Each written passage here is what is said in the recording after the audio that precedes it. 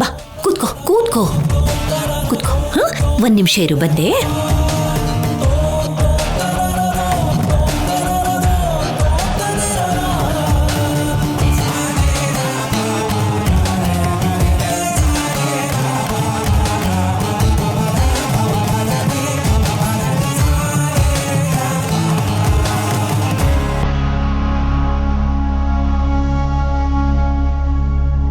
ಇದು ನಿಮ್ಮಮ್ಮನ ಚೈನ್. ನಿಮ್ಮಮ್ಮನಿಗೆ ಆವಾಗ ನಾನು ಮಾಡಿಸಿದ ಚೈನ್ ಇದು.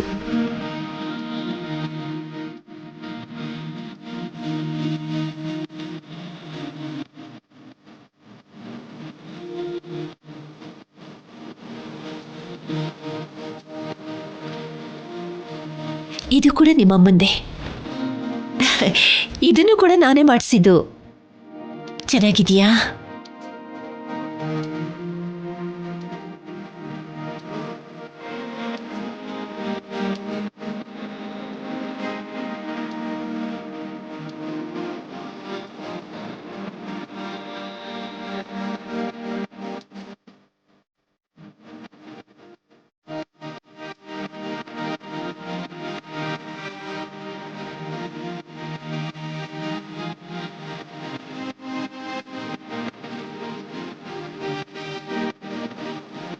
ಇದು ನಿಮ್ಮಮ್ಮ ಕಟ್ಕೊಳ್ತಿದ್ದ ವಾಚು.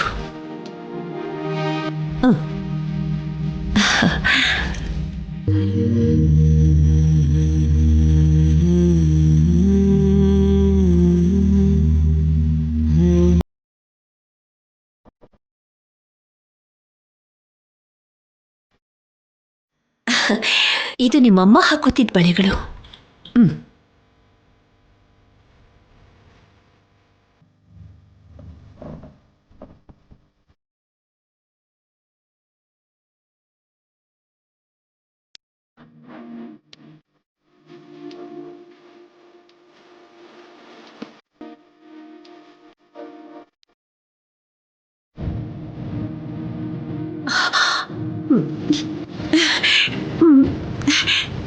ಅಯ್ಯೋ, ಒಂದ್ ನಿಮಿಷ ಇರು ಕಂದ, ಸಾಂಬ್ರಾಣಿ ಹೊಗೆ ಹಾಕ್ತೀನಿ.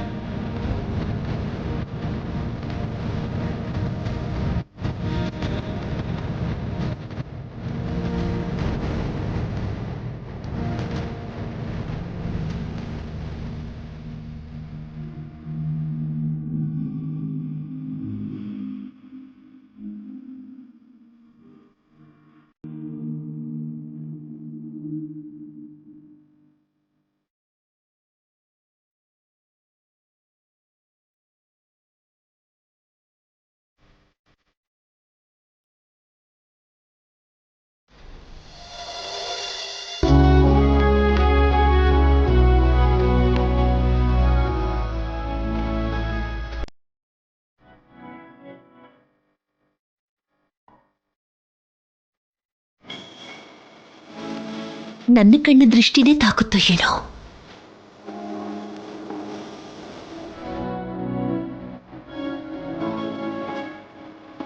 ಇವತ್ತು ನನ್ನ ಅಮ್ಮ ಇದ್ದಿದ್ರೆ ಎಷ್ಟು ಚೆನ್ನಾಗಿರ್ತಿತ್ತು.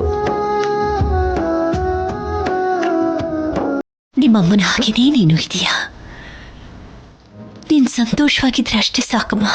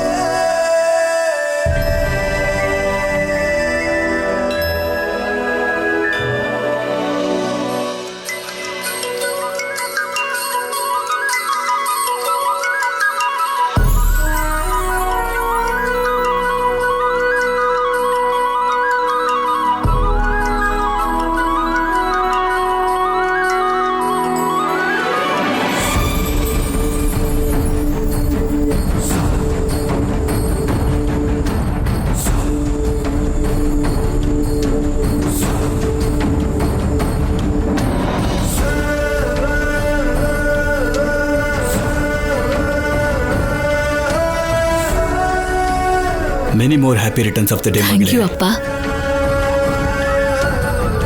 ಅಪ್ಪ ಆಶೀರ್ವಾದ ಮಾಡಿ ಅಪ್ಪ. ಗಾಡ್ ಬ್ಲೆಸ್ ಯು ಮಗಳೇ. Thank you. ನೀನು ಅನ್ಕೊಂಡಿರೋ ಗೋಲ್ಸ್ ರೀಚ್ ಆಗಿ 100 ಕಾಲ ಸಂತೋಷವಾಗಿರ್ಬೇಕಮ್ಮ.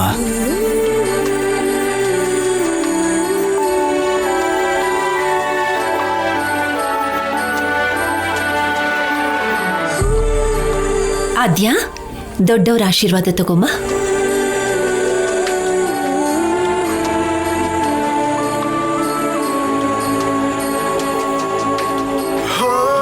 ದೊಡ್ಡೋರು ಹೇಳೋ ಮಾತು ಕೇಳ್ತಾ ದೊಡ್ಡೋರ್ನ ಗೌರವಿಸ್ತಾ 100 ಕಾಲ ಸಂತೋಷವಾಗಿರಮ್ಮ.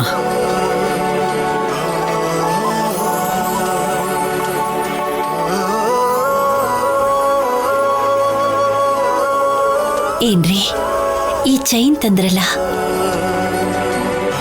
ಆದ್ಯನ್ಗೆ ನಿಮ್ ಕೈಯಾರೆ ನೀವೇ ಕೊಡಿ. ಯಾರು ಕೊಟ್ರೆ ಏನ್ ಬಿಡು ಜಾನಕಿ, ನೀನೇ ಕೊಡು. ಹಾಗಿದ್ರೆ ಒಂದ್ ಸ್ವಲ್ಪ ಇದನ್ನ ಹಿಡ್ಕೊಳ್ಳಿ. ಹಾ, ಚೈನ್ ರೀ, ಚೈನ್ ಹಿಡ್ಕೊಳ್ಳಿ.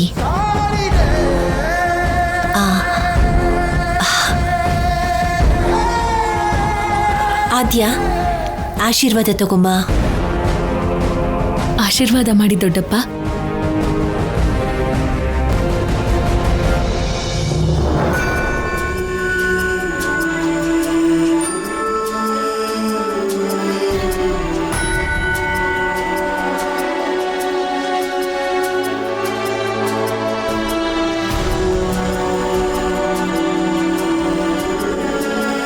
ನಿಮ್ ದೊಡ್ಡಪ್ಪ ತಂದಿರೋದು ಆದ್ಯ, ಸರಿಯಾಗಿ ಅದನ್ನ ಹಾಕೋ.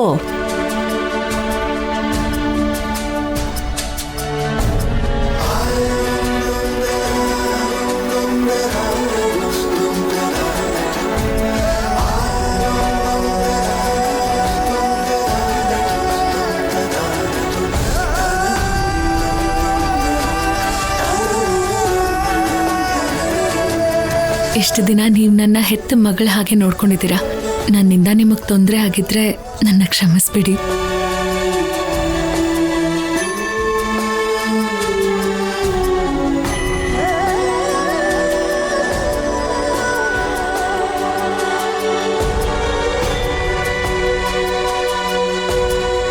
ಜಾನಕಿ ಅನ್ಕೊಂಡ್ ಹಾಗೇನೆ ರಾಜಾರಾಮ್ ಕೈಯಿಂದ ಚೈನ್ ಹಾಕಿಸ್ಕೊಂಡ್ಲು.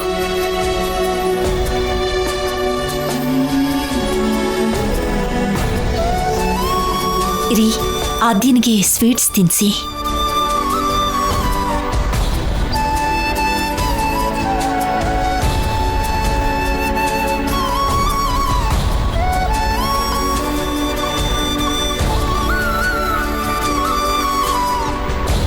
ಅಡೆತಡೆಗಳು ಎಷ್ಟೇ ಇದ್ರೂ ಗುರಿ ಕಡೆ ಹೆಜ್ಜೆ ಹಾಕ್ತಾ ಜೀವನದಲ್ಲಿ ಉನ್ನತ ಮಟ್ಟಕ್ಕೆ ಹೋಗಿ 100 ಕಾಲ ಸಂತೋಷವಾಗಿ ಬಾಳಮ್ಮ.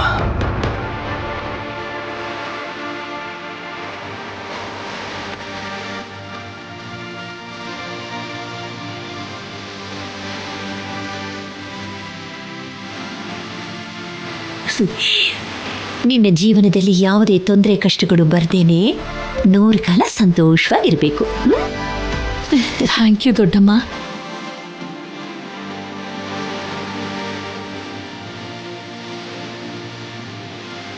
Happy birthday to you Aadya. Thank you so much.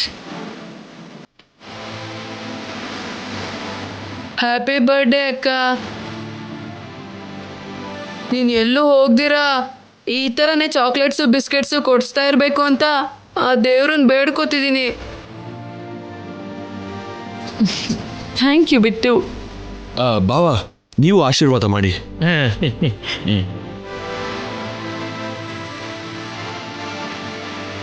100 ವರ್ಷ ಮಕ್ಳ ಜೊತೆ ಸಂತೋಷವಾಗಿ ಸುಖವಾಗಿ ಬಾಳಮ್ಮ. ಇನ್ನೂ ಮದ್ವೆನೇ ಆಗಿಲ್ಲ ರೀ. ಅಪ್ಪ, ನಾಳೆನೋ ನಾಡಿದ್ದು ಆಗುತ್ತಲ್ವೇನೆ? ಅಡ್ವಾನ್ಸ್ ಆಗಿ ಹೇಳಿದೆ ಅಷ್ಟೇ. ನೀನ್ ಕೂಡ ಅಡ್ವಾನ್ಸ್ ಆಗಿ ಆಶೀರ್ವಾದ ಮಾಡು. ಆಶೀರ್ವಾದ ತಗೊಳಮ್ಮ. ಇದೇನು ಆಸ್ಟ್ರೇಲಿಯಾನಲ್ಲಿ ನಮ್ಮ ಬಗ್ಗೆ ಯೋಚನೆ ಮಾಡದೆ 100 ವರ್ಷ ಸಂತೋಷವಾಗಿ ಅಲ್ಲೇ ಇರು, ಸರಿನಾ?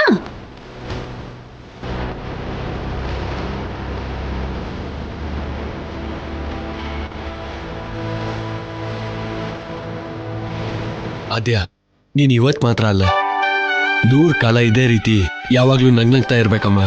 ಈ ತರದ ಹುಟ್ಟುಹಬ್ಬಗಳು 100 ಕಾಲ ನಿನ್ ಬಾಳಲ್ಲಿರ್ಲಿ ಅಂತ ಮನ್ಸಿಂದ ಬೇಡ್ಕೋತೀನಮ್ಮ. ಒಂದ್ ನಿಮಿಷ, ಚಿಕ್ಕ ಗಿಫ್ಟ್ ತಗೋ. ಥ್ಯಾಂಕ್ ಯು ಚಿಕ್ಕಪ್ಪ.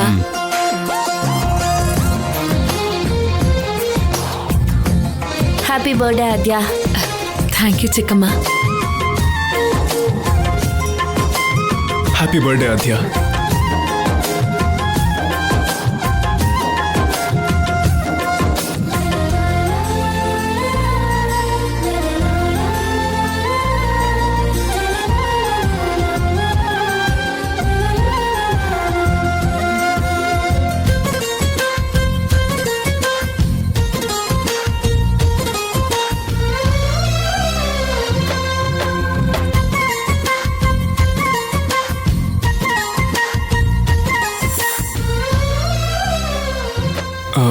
Many more happy returns of the day, Adya.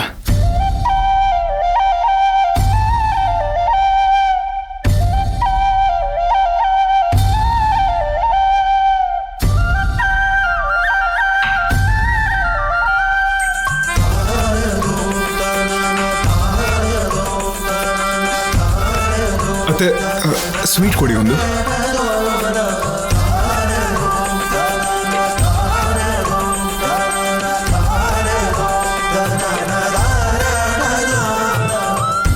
ಮಾವ, ಆದ್ಯಾ ಹುಟ್ಟು ಹಬ್ಬದ ಶುಭಾಶಯಗಳು. ಆಸ್ಟ್ರೇಲಿಯಾಗೆ ವಾಪಸ್ ಹೋಗ್ತಿದ್ಯಾ ಅಲ್ವಾ? ಅಲ್ಲೂ ಕೂಡ ಯಾರಿಗೂ ತೊಂದರೆ ಕೊಡ್ದೇನೆ ಎಲ್ಲರ ಜೊತೆನೂ ಸಂತೋಷವಾಗಿರ್ಬೇಕು.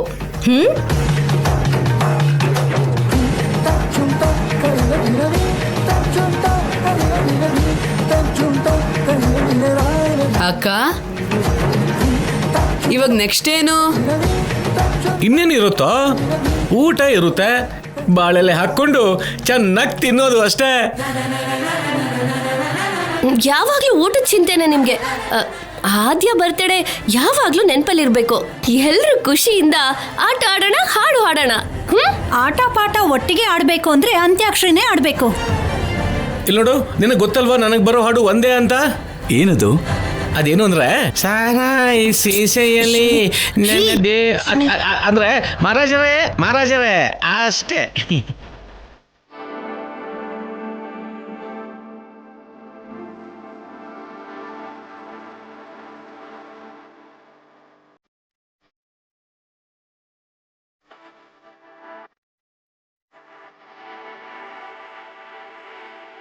ಇಲ್ಲಿ ನೋಡಿ, ಹಲೋ ಹಲೋ ಹಲೋ ಹಲೋ, ಏನೇ ಆಗಲಿ ನೀನು ಅಮೆರಿಕದಲ್ಲಿ ಹುಟ್ಟಿದ ಸರಿ.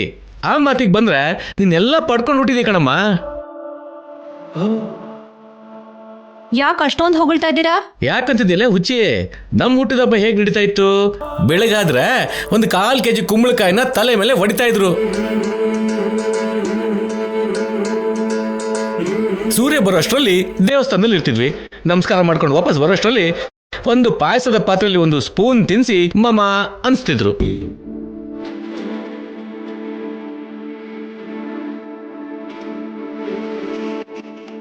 ನಿಜ ಹೇಳ್ಬೇಕಂದ್ರೆ ಅಮೆರಿಕದಲ್ಲಿ ಬರ್ತಡೇ ಮಾಡಿದ್ರು ಕೂಡ ಇಲ್ಲಿ ನಿಮ್ಮ ಮಧ್ಯೆ ನಡೆದಿರೋ ಸೆಲೆಬ್ರೇಷನ್ ನಮಗೆ ಜೀವನ ಪೂರ್ತಿ ನೆನಪಿರುತ್ತೆ.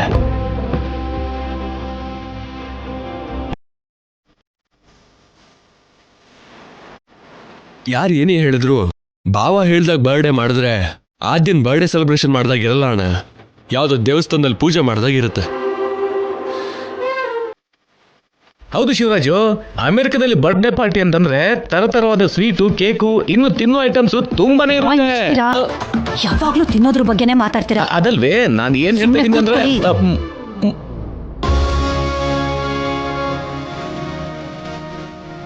ಹುಟ್ಟಿದ ಹಬ್ಬ ಪ್ರತಿ ವರ್ಷನೂ ಬರುತ್ತೆ.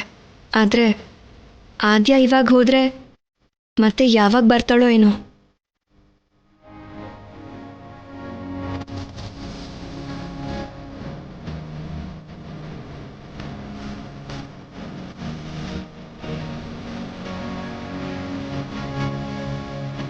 ಹೆಣ್ಣು ಮಕ್ಕಳಿಗೆ 2 ಜೀವನ ಇರುತ್ತೆ.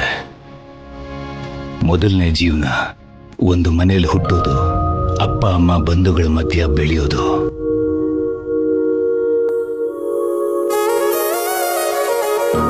ಎರಡನೇ ಜೀವನ ಮದುವೆ ಮಾಡಿಕೊಂಡು ಗಂಡನ ಮನೆಗೆ ಹೋಗೋದು.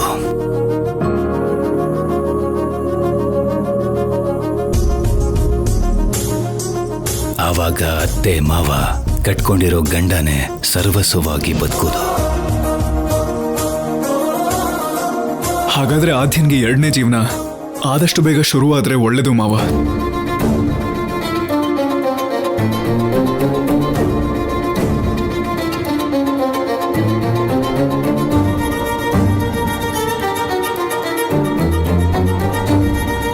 ಏನೋ ನಿನಗೆ ಮದುವೆ ಆಗೋಕ್ಕೂ ಮುಂಚೆ ಆದ್ಯಾಗ ಮದುವೆಗೆ ಹೋಗ್ಬೇಕಾ ನಿನ್ನ? ನಿನಗ್ ಚಾರು ಸಿಕ್ತ ಹಾಗೆ ಆದ್ಯನ್ಗೂ ಒಳ್ಳೆ ಹುಡುಗ ಸಿಗ್ಬೇಕಲ್ವೇನೋ?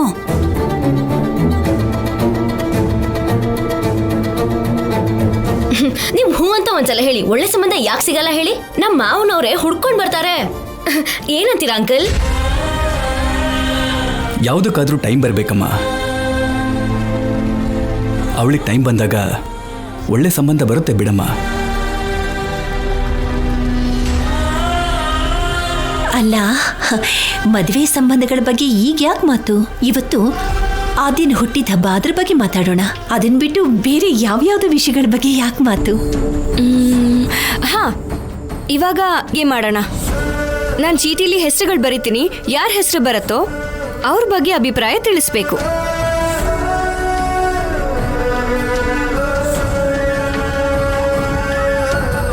ಹಾ,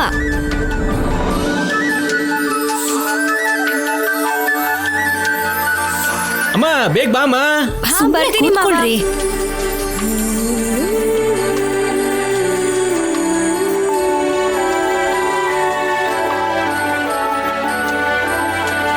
ಬಂದ್ಲು ಬಂದ್ಲು ಬಂದ್ಲು ಬಂದ್ಲು.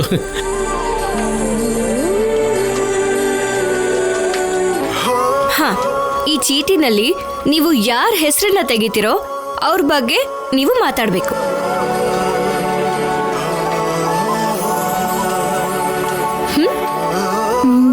ಅಪ್ಪ, ನೀವು ಮೊದಲು ತಗೊಳ್ಳಿ.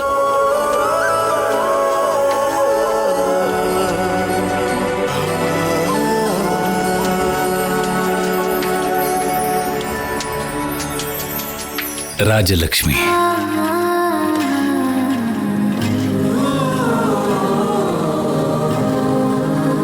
ಅಮಾಯಕಿಯಾಗಿರೋ ನನ್ನ ಮಗಳು ದೊಡ್ಡ ಜಯ ಸಾಧಿಸೋದನ್ನ ನನ್ನ ಕಣ್ಣಾರೆ ನೋಡಿದೆ. ಆದರೂ ಕೂಡ ವಿನಯ ವಿಧೇಯತೆಯಲ್ಲಿ ಇರ್ತಾಳೆ. ನನ್ನ ಮಾತು ಬಾಯಿಂದ ಬರಕ್ ಮುಂಚೆನೆ ನನ್ನ ಮನಸ್ಸನ್ನ ಅರ್ಥ ಮಾಡಿಕೊಂಡು ನಾನು ಹೇಳ್ದಾಗೆ ನಡ್ಕೋತಾಳೆ.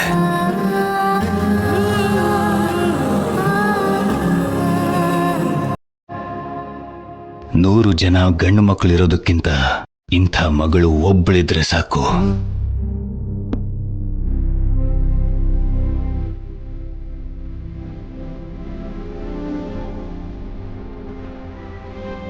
ಯಾವ ತಂದೆ ಆದ್ರೂ ಮಗಳನ್ನ ತಲೆ ಎತ್ತಿ ನೋಡಬೇಕು ಅಂತ ಕೇಳ್ಕೊತಾನೆ. ರಾಜಲಕ್ಷ್ಮಿ ಅದನ್ನ ನಿಜ ಮಾಡ್ತಾಳೆ ಅಂತ ನಂಬಿದ್ದೀನಿ.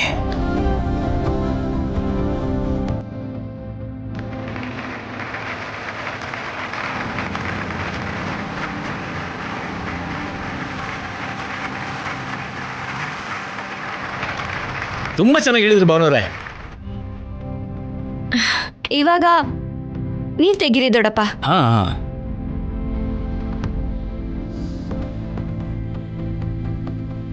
ಓ ಜಾನಕಿ ಅವರು.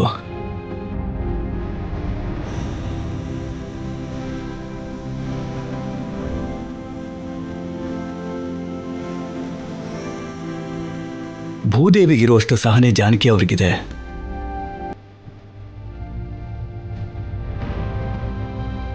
ತಂದೆ ಎಂಥವನೇ ಆಗಿದ್ರೂ ಸರಿ, ತಾಯಿ ಒಳ್ಳೆತನ, ಶಾಂತಿ ಇದೇ ಆ ಕುಟುಂಬನ ಒಂದು ಪದ್ಧತಿನಲ್ಲಿ ನಡೆಸುತ್ತೆ.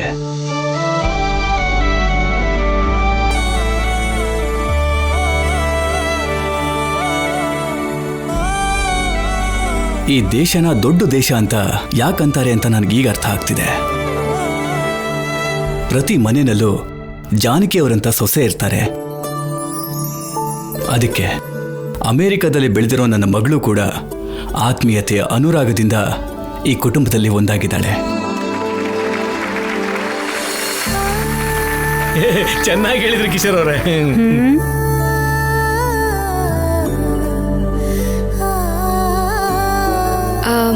ಅಮ್ಮ ಇವಾಗ ನೀನ್ ಚೀಟಿ ತೆಗಿ. ನಾನಾ?